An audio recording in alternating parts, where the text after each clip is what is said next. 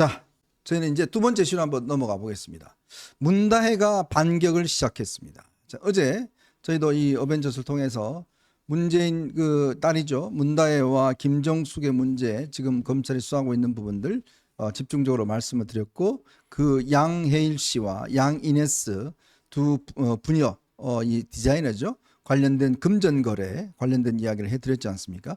오늘 문다혜가 이 부분에 대해서 다시금 언제 이 공격을 시작을 했습니다. 그러니까 공격을 시작하면서 본인이 이 수사받은 돈 거래 금액이 상당액의 금전 거래라 얼마일까요? 정답 300만 원 정도? 뭐 이렇게 올렸다가 글을 또 바로 내렸습니다. 바로 내렸고, 실제로 이제 제 가족과 지인, 심지어 고딩 동창까지 털다 전세 부동산 계약서까지 영장 밀고 가져다니 중앙지검장으로 깜짝 등장 이렇게 쓰면서요. 그들 저열하게 가도 우리는 품위 있게 갑시다 이렇게 이야기를 했고, 고 이성균 배우 방지법에 검찰이 해당 사항 없나요? 언론에 흘리다니 소중한 지인 뭐 이렇게, 저기요 올 아들 학습 태블릿만 돌려주세요 이렇게 이야기를 했고, 금전 거래 액수가 300만 원 뭐 이렇게 썼습니다. 자, 그리고 뭐 그 친구 뭐 출장 가게 해달라 뭐 이런 뭐 이야기를 했는데, 자, 이게 이제 조금 감정에 호소하는 것 같아요. 아들 뭐 태블릿 어쩌고 저쩌고 하는데, 아니 검찰이 그냥 일반적인 돈 거래 가지고 이렇게 압수수색하고 출국 정지하겠습니까? 아니죠. 그리고 일단 하나부터 좀 짚어야 될 게, 그들은 저열하게 가도 우리는 품위 있게 가자. 이게 오바마 대통령 부인 미셸 오바마가 그때 그 힐러리 클린턴 지원 연설을 하면서 When they go low, we go high. 뭐 그건데, 야, 이거를 인용을 하는 건 자유예요. 근데 문다혜가 인용을 하니까. 그 미셸 오바마 여사가 알았으면 기분이 아주 거시기했을 것 같아요. 네. 그리고 말이죠. 이거예요. 지금 최근 보도에 따르면요. 유송화. 문재인 청와대에서 처음에는 제2부속실장을 하다가 2019년부터는 춘추관장을 했던. 네, 출마도 아마 했었죠.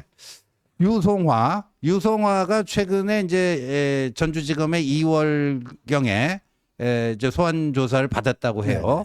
근데 유송화와 문다혜가 부적절한 금전 관계한 것이 포착이 돼가지고 거기에 대한 조사였다. 그래서 뭐 얼마를 보냈는지, 어떤 방식으로 보냈는지, 그 돈은 어디서 난 건지 검찰이 물었는데, 유송화는 묵비권을 행사를 했다. 묵비권을 행사했다. 그거고, 또 한 사람을 전주지검이 수사하려고 했는데, 그게 누구냐? 그 문재인 김정숙 언니가 디자이너였대요. 네, 맞아요. 그리고 그 양해일 디자이너를 김정숙이 오래전부터 알았는데, 양해일의 딸, 프랑스 국적의 양이네스를 김정숙이 문재인 정권 5년 동안 풀로 썼거든요. 그렇죠. 풀로 썼어요. 근데 또 최근에 검찰이 발견한 게 양이네스가 문다혜에게 돈을 보낸 흔적을 발견했다라는 거예요. 근데 양이네스에게 2차례 소환 통보를 했는데 소환에 응하지 않으니까 결국 출국 정지. 내국인은 출국 금지지만 외국인이니까 출국 정지를 내린 거거든요. 그 두 가지예요, 언론에 나온 게. 그런데 실제 그 뭐 수상한 금전 거래가 이게 이루어졌으니까 그런 거 아닙니까? 네. 저는 이렇게 보는 거예요. 이미 이제 2022년에 그 조선일보가 단독 보도한 게 있잖아요. 뭐냐면 그때 그 누비 장인 그 김혜자 명인인가요?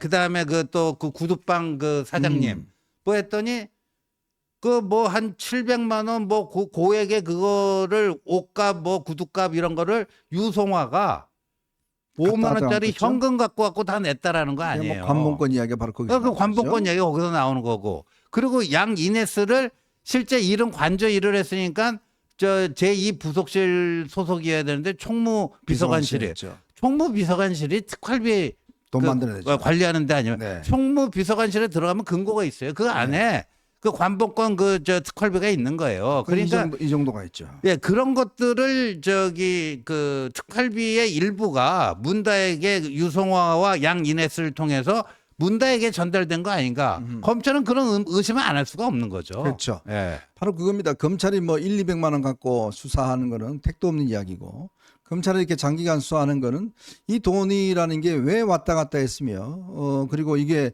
과연 무슨 용도일지 이런 부분들을 종합적으로 살펴보고 있는 겁니다.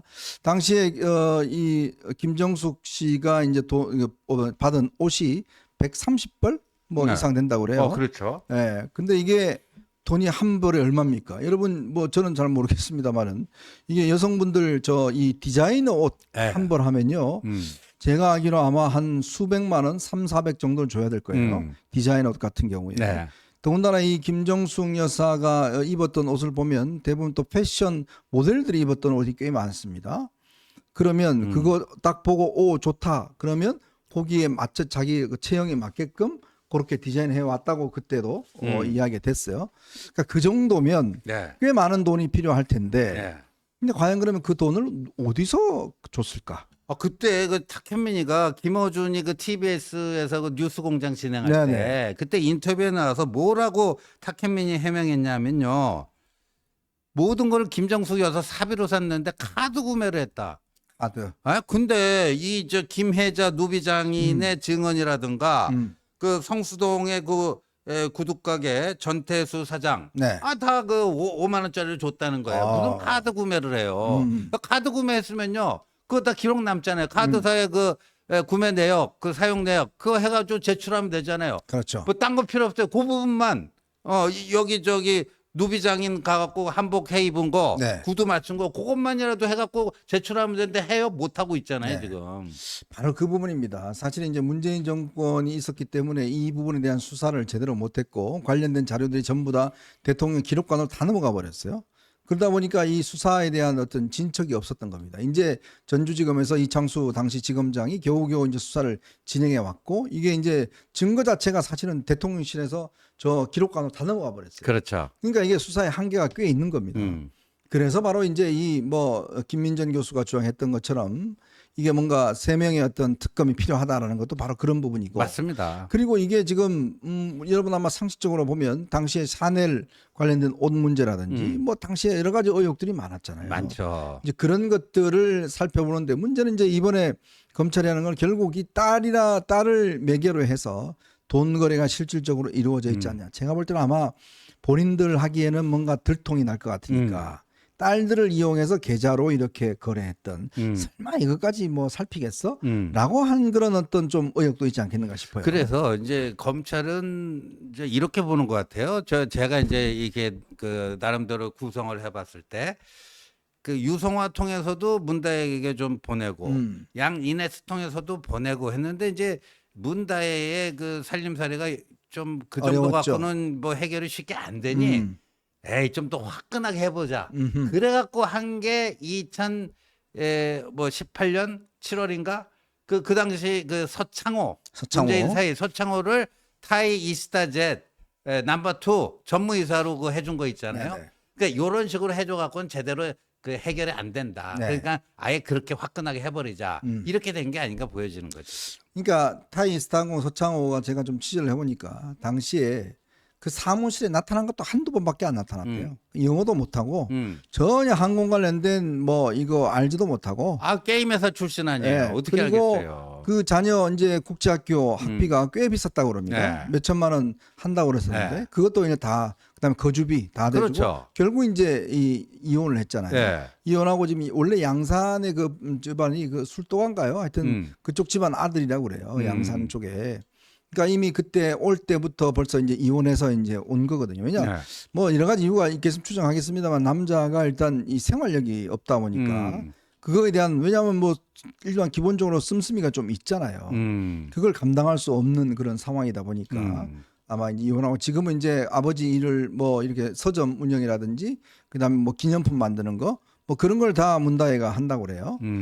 그러다 보니까 지금 이제 검찰이 압수를 한 것은 결국 문다혜의 어떤 계좌, 그다음에 뭐 등등 이런 것들을 해서 과연 왜 이 규모의 돈이 왔다 갔다 했는지. 그러니까 본인이 300만 원 뭐 올렸다가 내렸다고 그랬지만 이거 아마 이 정도보다는 훨씬 많을 겁니다. 네, 300만 원은 그냥 그 빙산의 일각이고요. 그다음에 지금 문다혜가 사실상 양산에도 같이 생활하고 있지 않아요?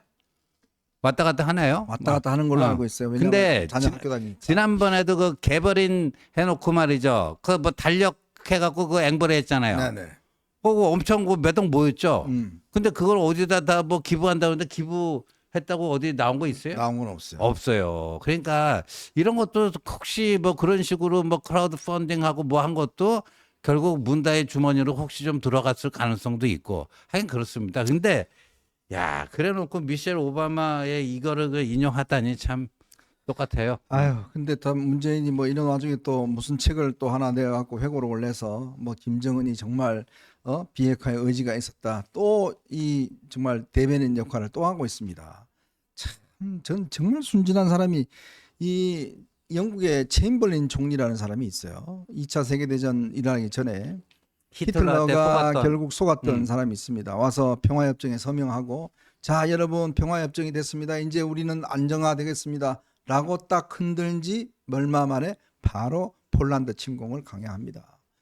그게 바로 국제사회의 가장 기본적인 룰이에요. 그러니까 처칠이 그때부터 계속 경고를 했지 않습니까? 히틀러는 반드시 저걸 전쟁을 한다. 근데 야, 저는 끔찍한 게 문재인이 만약에 저때 했으면 오죽했으면 미국이 저 사람 저거 지금 엄청나게 양보하려고 그래. 안 돼. 빼. 미국이 그냥 상대를 안 해줬잖아요. 그렇죠. 그게 지금 다 회고록에 드러나고 있지 않습니까?